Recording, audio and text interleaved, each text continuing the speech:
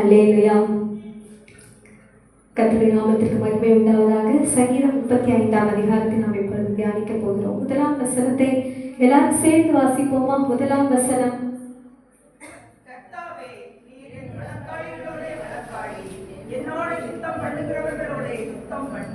எல்லாரும் வாசிச்சிங்களா? நிறைய பிள்ளைங்களாம் வாசிக்கவே இல்லைன்னு நினைக்கிறேன். எல்லாரும் சேர்ந்து, பிள்ளைங்களும் கண்டிப்பா வாசிக்கணும். எல்லாரும் சேர்ந்து வாசிங்க.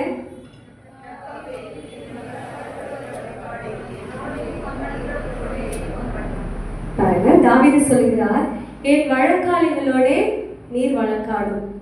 தாவீதுடைய சத்ரு யாரு? நமக்கு எல்லாருக்குமே நல்லாவே தெரியும். தாவீதுடைய சத்ரு யாரு? சவுல். சவுலும் அவனுடைய ஊழியக்காரரும். அப்போ இவனுக்கு என்ன ஒரு பிரச்சனை அப்படின்னாலும் தாவீது யார்கிட்ட போய் எல்லாவற்றையும் சொல்லுவான்? ஆண்டவரிடத்துல. எல்லாவற்றையும், அவனுடைய வழக்குகள் எல்லாவற்றையும் யார்கிட்ட தான் போய் சொல்லுவான்? ஆண்டவர்கிட்ட தான் போய் சொல்லுவான். ஒருவேளை அவன் சவுலுக்கு விரோதமா எழுப்பி யுத்தம் பண்ணியிருந்தா சவுலுக்கு முன்னாடியே தாவீது என்றைக்கோ மரித்து போயிருப்பார். சவுலுக்கு விரோதமாய் தாவீது தானாகவே யுத்தம் செய்திருந்தா சவுல் என்றைக்கோ தாவீதை கொன்று கொண்டிருப்பான்.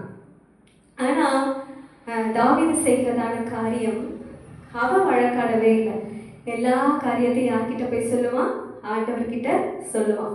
அதான் ஆண்டவர் சொல்றாரு, என் இருதயத்திற்கு ஏற்றவன். யார் இருதயத்திற்கு ஏற்றவன்?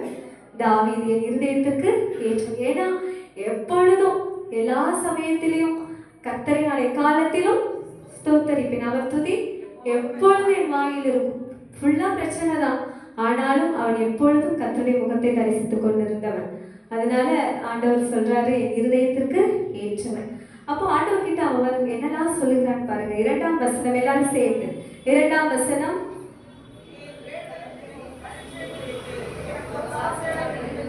நீர்தான் என்னுடைய கேடகம், நீர்தான் என்னுடைய பரிசை, அதை பிடித்து கொண்டு நீர் எனக்கு ஒத்தாசையாக நெல்லும் அப்படின்னு சொல்றான்.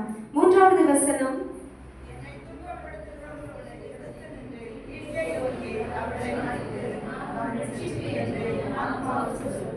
நீர் நான் உனக்கு ரட்சிப்பு அப்படின்னு ஆண்டவர் சொல்லணும். என்னை துன்பப்படுத்துகிறவர்களோடு யார் எதிர்த்து நிற்கணும்? தேவன் எதிர்த்து நிற்க வேண்டும் என்று தாவீது விரும்புகிறார். நம்மை துன்பப்படுத்துகிற ஒருத்தர் நம்மை துன்பப்படுத்துகிறாங்க, நமக்கு விரோதமா பேசுறாங்க, நமக்கு விரோதமா செயல்படுகிறார்கள் அப்படின்னா நாம அவர்களிடத்துல ஒரு வார்த்தை பேசுகிறப்ப அவங்க அதை ஏற்றுக்கொள்வார்கள்னா அவங்க கிட்ட என்ன பண்ணலாம்? பேசலாம். அப்படி அவங்க ஏற்றுக்கொள்ள மாட்டாங்க, அதனால பெரிய பிரச்சனைகள் வரும், துன்பங்கள் வரும் அப்படின்னா நாம் அவர்களிடத்துல என்ன செய்யவே கூடாது? வழக்காட போகவே கூடாது. கர்த்தர் சொல்லுகிறார், நீங்கள் சும்மா இருப்பீர்கள், நான் உங்களுக்காக யுத்தம் பண்ணுவேன் அப்படின்னு சொல்லியிருக்கிறார்ல. அப்போ நம்முடைய வழக்குகள் எல்லாம் நாம யார்கிட்ட போய் சொல்லணும்? ஆண்டவர்கிட்ட போய் சொல்லும் போது அவர் நமக்காக என்ன செய்வாராம்? போராடுவார். அவர் நமக்காக சத்துருக்களுக்கு முன்பாக எழுந்து நிற்பார். அவர் நமக்கு கேடகமாக இருப்பார், நமக்கு கோட்டையாக துருகமாக அவர் நின்று நமக்கு என்ன செய்வார் தெரியுமா? ஜெயத்தை தருவார். அப்போ தாவீது எப்பொழுதுமே சத்துருக்களுக்கு விரோதமா அவன் தீமை செய்யவே இல்லை. அவன் எப்படி என்ன செய்கிறவனாகவே இருந்தான்? நன்மை செய்கிறவனாகவே இருந்தான். அவன் எப்படிப்பட்ட நன்மையெல்லாம் செய்திருக்கான்னு பாருங்க. 12ஆம் வசனம்.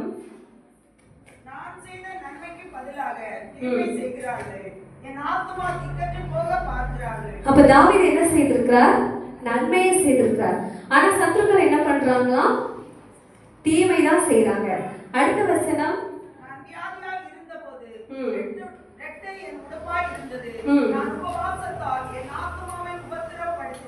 பாருங்க எவ்வளவு நல்ல தாவீது பாருங்க. சத்துருக்களுக்கு வியாதியம், அதுக்கு யார் உபவாசம் இருந்து ஜெபிக்கிறது?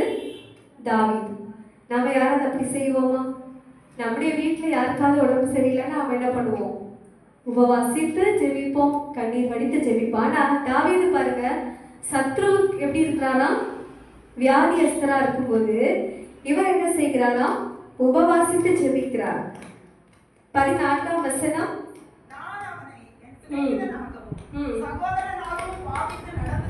எப்படி பாவித்து நடந்தாரா? சத்துருக்கள் அவர் எப்படி பார்க்கிறாரு? சகோதரனா பார்க்கிறாரு, ஸ்நேகிதனா பார்க்கிறாரு. 15ஆம் வசனம். எவ்வளோ நல்ல தாவீது, ஆனாலும் என்ன பண்றாங்க, எனக்கு ஆபத்து உண்டான போது அவர்கள் சந்தோஷப்பட்டு கூட்டம் கூடினார்கள்.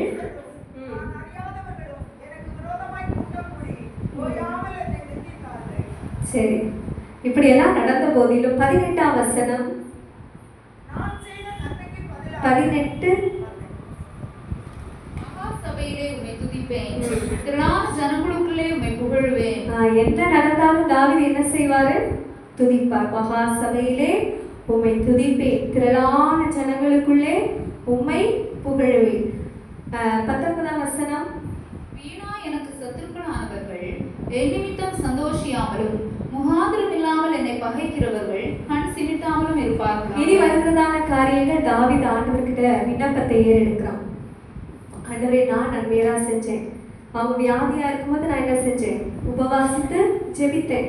ஆனா அவங்க என்ன பண்ணிட்டே தான் இருக்காங்க, தீமை செய்து கொண்டே தான் இருக்காங்க. ஆனா நீங்க என்ன செய்யணும்? வீணாய் எனக்கு சத்துருக்களானவர்கள் என் நிமித்தம் சந்தோஷியாமல் முகாந்திரமில்லாமல் என்னை பகைக்கிறவர்கள் என்னை கண் சிமிட்டாமலும் இருப்பார்களாக அப்படின்னு ஆண்டவர்கிட்ட விண்ணப்பத்தை செய்யறான். 20ஆம் வசனம், அவர்கள் சமாதானமாய் பேசாமல் தேசத்திலே அமைதலா இருக்கிறவர்களுக்கு விரோதமாய் வஞ்சகமான காரியங்களை கருதுகிறார்கள். சரி, 28ஆம் வசனம் வாசிங்க.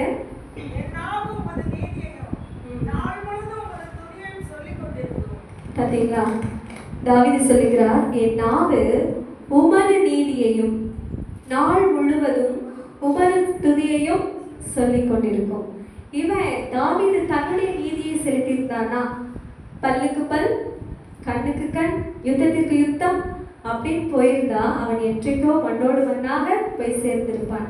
ஆனா அவன் எல்லா காரியத்தை குறித்தும் ஆண்டவரை மாத்திரம் சார்ந்து கொண்டதுனால அவர் சொல்லுகிறார், என் நாவு உமது நீதியையும் நாள் முழுவதும் உமது துதியையும் சொல்லிக் கொண்டிருக்கும்.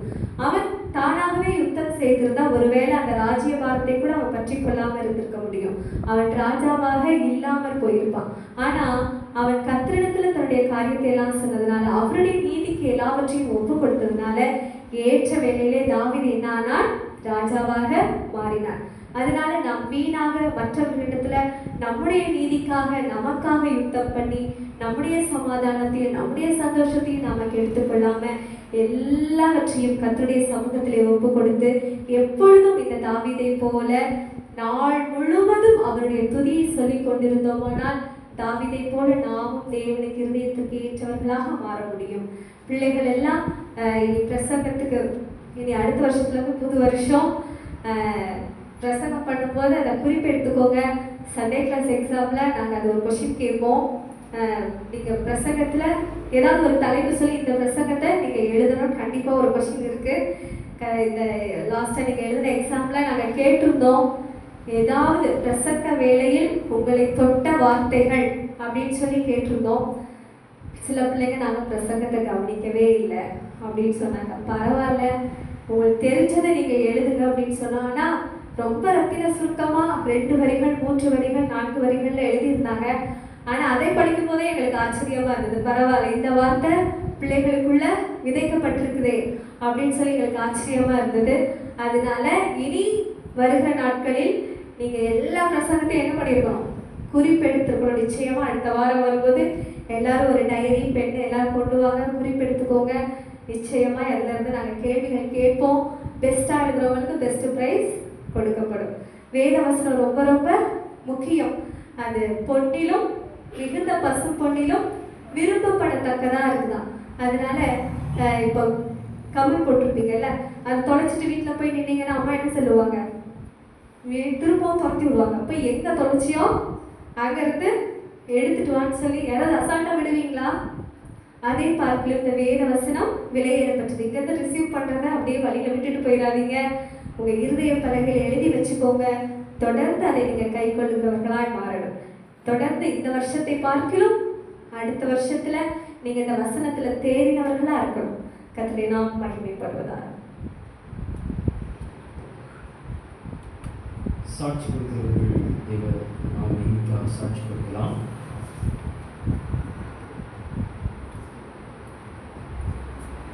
சிறுவர்கள் எழுதுகின்ற பாடல் பாடி வசனம் சொல்வார்.